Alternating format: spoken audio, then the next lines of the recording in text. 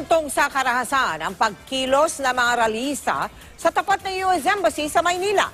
Ang palabang mga nagprotesta, binomba ng tubig ng mga pulis at ang ilan, sinagasaan pa ng mobile. Babala, maselan po ang ilang video. Sa ulat na ito ni Emil Sumangil.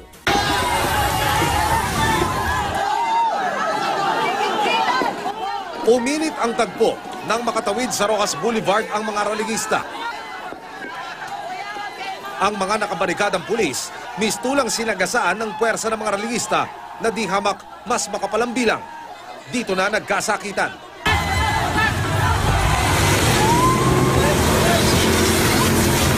Binomba ng tubig ang mga rallyista. Pero sumigi pa ang mga nagpoprotesta. At inagaw pa ang nozzle at hose ng tubig ng bumbero. Dito na sila nakatuntong sa harapan mismo ng US Embassy. Dala-dala nyo yung nozzle, no? O sir, ragaw namin! Okay. Dahil ang Pilipinas ay para sa Pilipino, hindi para sa Dayuan! Sinulatan ng mga mobil ng pulisya, pinukpok. Sinabuyan pa ng pintura ang insinya ng embahada.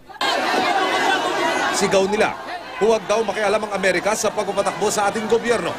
12:30 ng tanghali, dumating ang galit na Deputy Director for Operations ng MPD. Wala mo lang kayo nuli. Wala mo lang tayong panabla. Wala mo lang kayo nuli. Dami-dami yun. Magkagulo na kung magkagulo, pulis tayo rito eh. Hindi pa na yung patalo sa mga yan.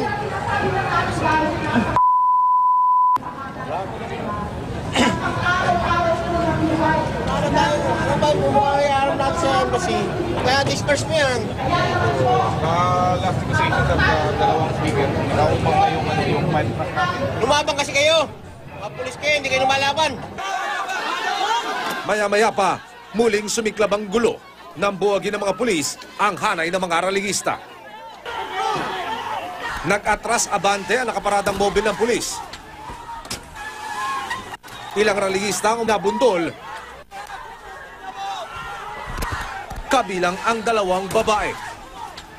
Sinusubukan po naming panatilihin ang aming hanay nang sila'y magpaputok ng at least isang tear gas.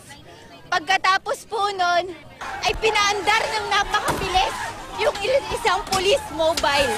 Nag-atras na abante po siya sa hanay ng mga pambansang minorya.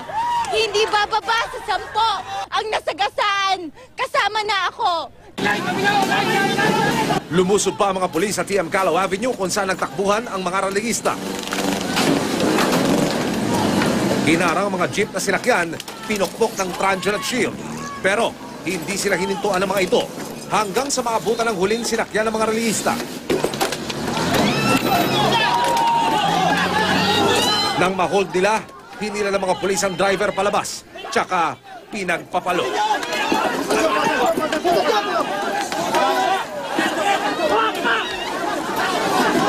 At iniwan sa kalsada.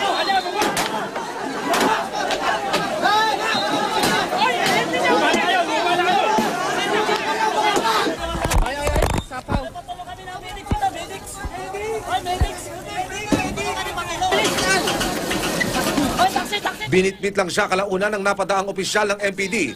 Isinakay sa mobil at isinugod sa ospital. Mahigit 20 rallyista ang sugatan. Nasa 10 naman sa pulisya. They have no permits to rally in front of the US Embassy. We are just doing our job to maintain peace and order. Nakita niyo kung gaano sila ka-agresibo na hanggang ang pulis natin na masaktan na mismo. Itong embahada ng Estados Unidos ay isang dayuhan dito sa ating bansa. Hindi kinakailangan ng mga mamamayang Pilipino ng permit para ralihan ang embahadang ito. Plano na magkabilang panig na maghain ng demanda laban sa bawat isa. Emil Sumangil, nakatutok, 24 oras. Authorities used water cannon to disperse a protest action by indigenous peoples and military groups in front of Camp Aguinaldo in Quezon City. The protesters were demanding, among others, for a military pullout from their communities. More details from Lala Babilonia. A group of indigenous peoples flocked in front the Armed Forces of the Philippines headquarters in the Philippine National Police to protest against the alleged militarization in their communities. For AFP spokesperson Colonel Edgar Arevalo, such gathering is a right of every group, hence it should be respected.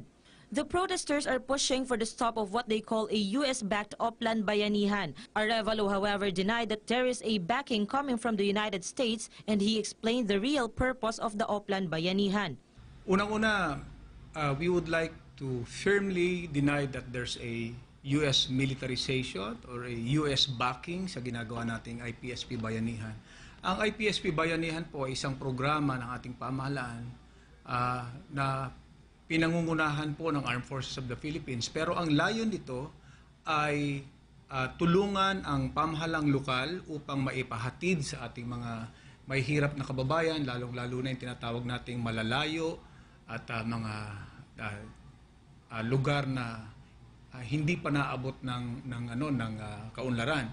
So yung mga basic services na dapat natatanggap nila from the local government, tinutulungan ng Armed Forces para makarating sa kanila. Sapagkat ang sinasabi natin, isa sa mga nagiging pangunahing kadahilanan kung bakit ang ating mga kababayan ay natutukso na sumali sa mga grupo na lumalaban sa ating pamahalaan, ay ang kadalasang dinadahilan nila ay ang basikong serbisyo ng ating pamahalaan na hindi nakararating sa kanila. Arevalo also denied militarization in IP communities since the armed forces is strictly following the suspension of military operations or SOMO as ordered by their commander, General Ricardo Visaya. The AFP is exercising a maximum tolerance on rallies, but Arevalo said, May mga nakarating po sa ating ulat na nagkaroon po ng pangangailangan ng ating pong mga camp guards or mga gwardya sa kampo na gumamit na po ng water cannon. Kinalulungkot po nating humantong sa ganong pagkakataon ang pagdidepensa po natin ng ating base. Sabi nga po natin kanina, iginagalang po natin ang karapatan ng ating mga tao upang sila'y magtipon at magpahayag ng kanilang saloobin. Subalit sa kabila po ng lahat ng karapatan, meron din po tayong karampatang obligasyon. At kasama po sa obligasyon na yan, na magtipon at magsalita at magpahayag ng kanyang damdamin ay panatilihing mapayapa at walang kaguluhan o masasaktan sa sinuman sa nagrarally, sa pinagraralihan at sa lugar kung saan sinasagawa ang rally. For PTV News, Lala Babilonia. Huwag kang mabato, kailangan muna, palapatin mo muna.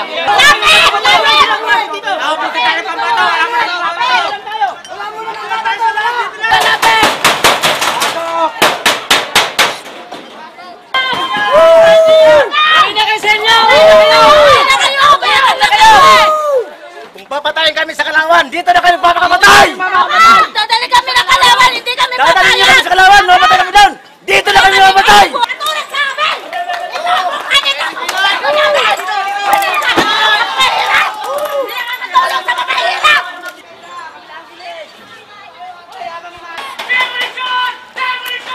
Tutulan! Labanan! Huwag pahintulutan!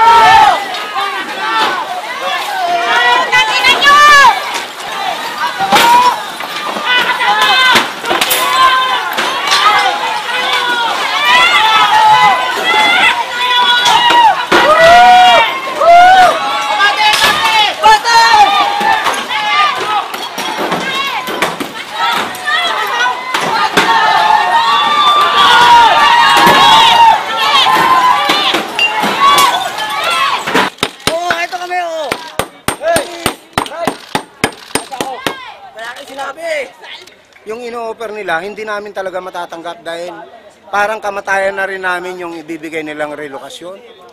Walang bahay, walang tubig, walang ilaw, at saka walang pangkabuhayan. So, ang gagawin naman sana nila sa amin, yung parang pananim na pag tinanim mo yung isang bagay, sisiguraduhin mo na mabubuhay naman. May patubig, may abono, may spray, ganyan. Pero iba, dati kinilala namin si Vice President Binay na makamasa. Pero sa ngayon, siya para yung terror ng masa. Ito ay tatayuan raw nila ng sports complex at saka barangay hall na napunduhan ng 100 million. Malit lang naman yung lote na yan, 800 square meter. Bakit hindi pa nila i-award sa mga taong nakatira dyan? Tulungan kaming pagbutiin yung buhay ng mga tao yan. Sana po, bigyan nila ng pansin yung kahilingan namin. Huwag naman kaming ihaharas ng ganyan. Dahil kami ang priority dito sa lugar na ito kung tutuusin mo. Dahil kami ang mga naninirahan at mga Filipino citizen din kami. Ang tao! Ang bayan! Ngayon ay lumayan!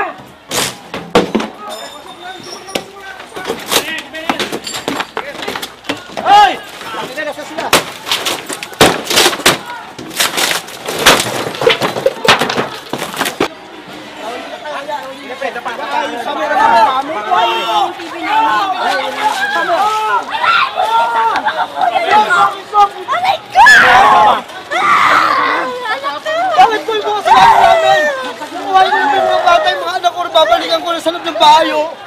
Kasama yun! Hindi ako kasama! Umaalala yung kasama ko! Hindi ako kumahaga o kasama! Ito nga hinahawakan ko eh!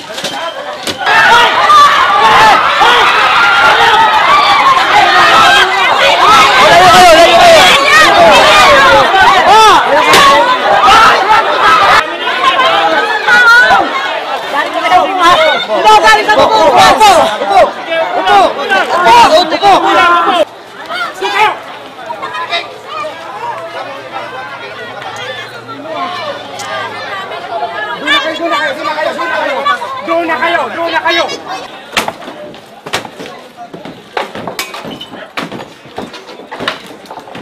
Wala na lang, sir. Wala na kami mga gamit. Wala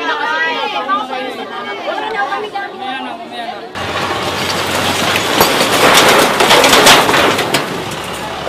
Para kaming mga hayop na ginanyan nila kami.